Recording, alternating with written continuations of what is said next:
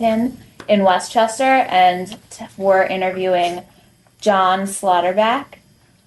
For the tape, could you say the war and the branch of service you were in? Was in World War II in the U.S. Navy. What was your rank? Radioman second class. And where did you serve? I served, well, I started out in boot camp in Sampson, New York. Went from there to radio school in Hollidaysburg, Pennsylvania, and that's a group of the graduating class from Hollidaysburg, radio men, and went on to Little Creek, Virginia for training in amphibious ships. From there we went to Charleston, South Carolina, and picked up a ship that was newly commissioned at Charleston, LSMR 199, which was a converted LSM landing ship where they covered over the tank well, where they had the tanks and the doors opened up on it when they landed. And they covered that up and sealed up the doors and put rocket launchers on top of the deck. And they had 100 launchers that 12 rockets the size of a 5-inch shell.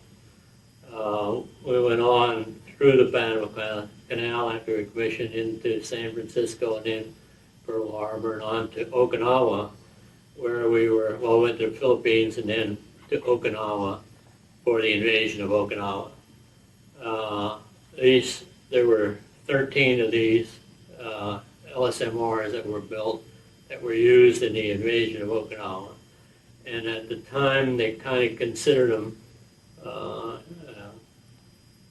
like ships that were going to be blasted out of the water because these were flat-bottom boats like tugs with no maneuverability, and the only way they could direct the fire was going straight into the beach and then trying to sweep. So you're like a sitting duck. Fortunately, thank the good Lord, there was no shore fire, so we just fired our rockets and then went back out.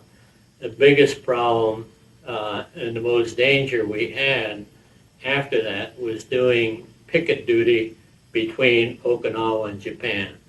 These ships had a 5-inch mount on the stern, which made them eligible to do picket duty to intercept kamikaze planes from Japan and outlying islands. And out of the 13 of these rocket ships that were built, there were 9 of them were either sunk or hit by kamikaze planes. We were fortunate that the kamikazes that attacked us missed us and went for a destroyer instead. And another occasion, we had unloaded all of the rockets we had on board ship so that we were sitting high in the water, and I don't remember the name of the island, but it was, you probably don't remember, it was where Ernie Pyle was killed.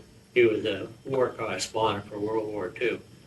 And then they sent us back out on picket duty, and we got called to general quarters with a plane that took off from one of the islands we were passing. And when I went on general quarters, which is up with the captain, they were all frozen to the conning tower. And I said, "What's the matter?" And all they could do was point. And there was a torpedo coming directly from midship. Fortunately, because we had unloaded all our rockets, we were riding high in the water, and it went right underneath. Otherwise, we wouldn't be here talking about it.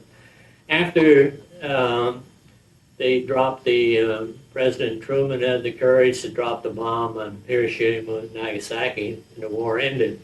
They sent us back.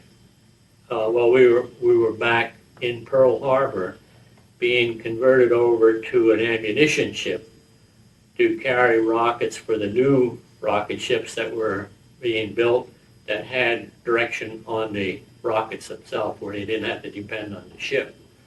And while we were in dry dock being converted, the war ended, and we were sent back to the States. And instead of making an ammunition ship out of it, they made it a troop ship, and we carried Army personnel back to Los Angeles and San Pedro Bay where the ship was decommissioned. The ship was, I don't know whether you can see it on this or not, but there's a picture of the booklet from the ship, and there's a newspaper picture of it firing the rockets that somebody took at Okinawa. After the ship was decommissioned in San Pedro Bay, then I went on to Johnsville Naval Air Station, which is up by Willow Grove, and waited till I had enough points for discharge. Discharge from Bainbridge, Maryland, in August 1946. And I went in January of 1944. Okay, and were you enlisted or were you drafted? Did you... I was drafted because I only had vision in one eye. When I tried to enlist, they wouldn't take me. But when I was drafted, they said what I did was memorize enough of the chart that I could see. I have some vision, but it's scar tissue. And I memorized the vision chart so that they took me in when they drafted me. And when we got to boot camp, they had one of these flip charts, right? They have in the doctor's office now, where you don't see what's coming up at all. And when it came to my left eye where I couldn't see, I couldn't see it. So when I went into the doctors after the physical, there were two of them, and they said, well, he only has vision in one eye, but he's in such good shape, we'll take him. So they ended up taking me. And do you remember your first days of service? What was your training like? The training? Well, at the time we went into basic training, they had reduced it to from 18 weeks to 7 weeks because there were so many people going through the mill at that time. And that was mainly training for marching and getting you in shape and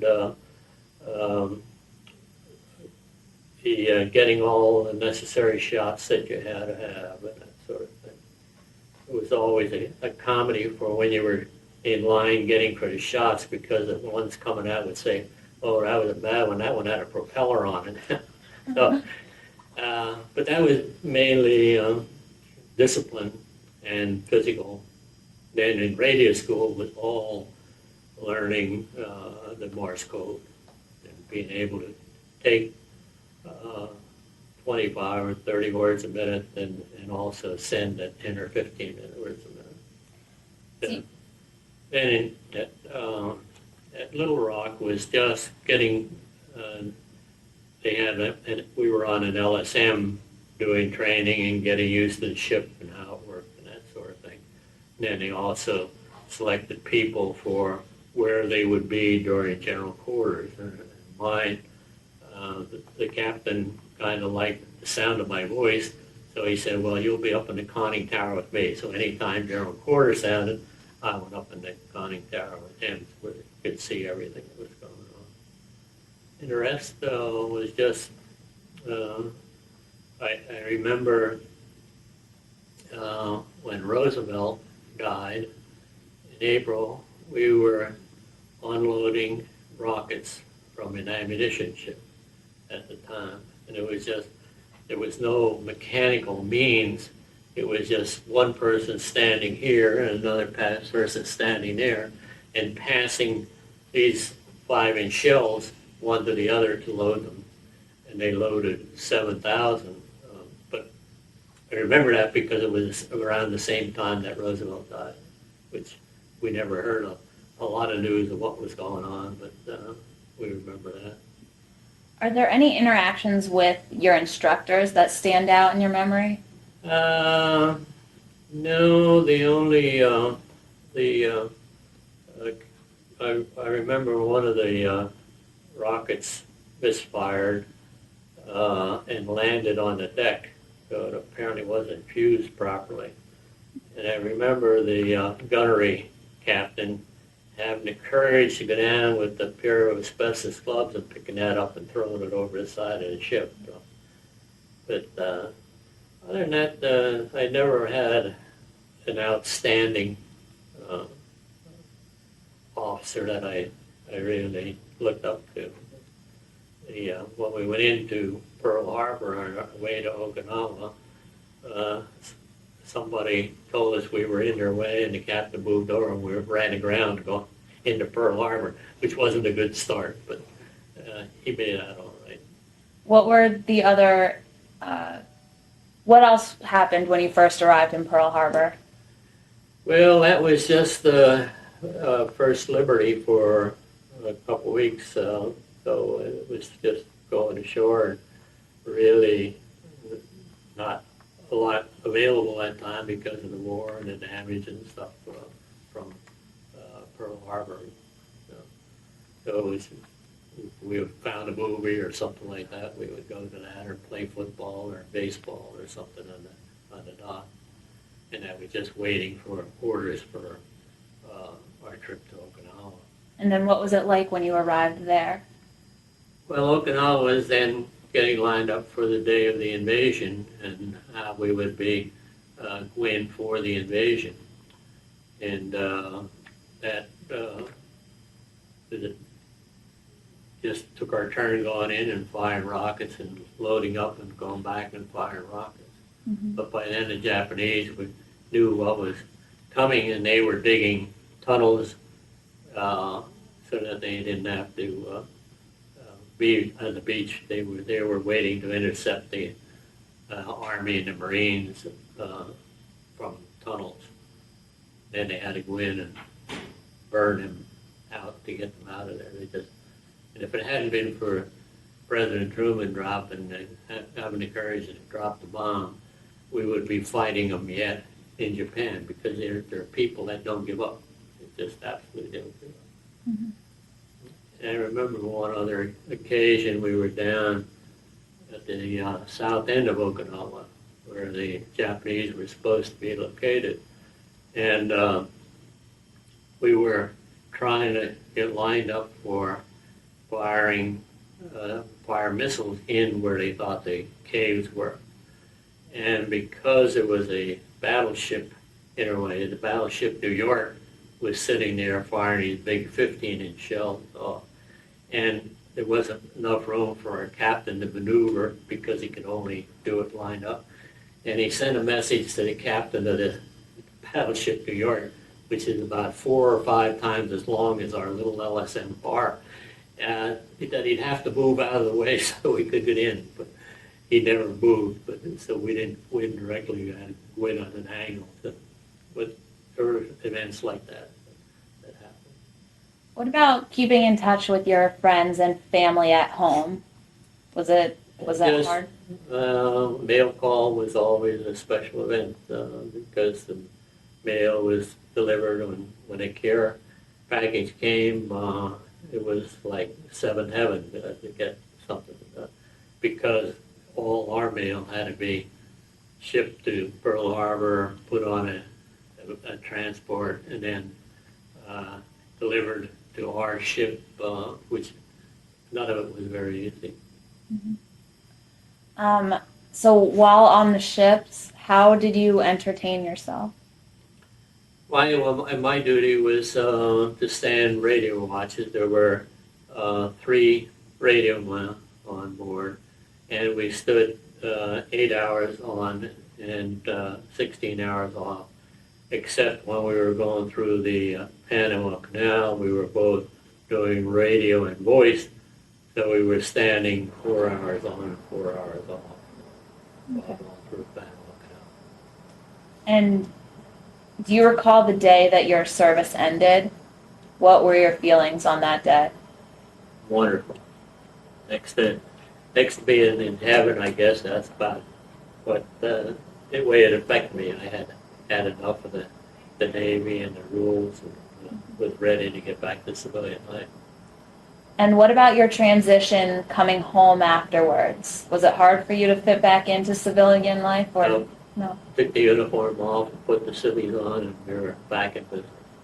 Did you go to school then, or did you get a Well, job? I took the summer off, what was left of the summer, and spent it with my parents.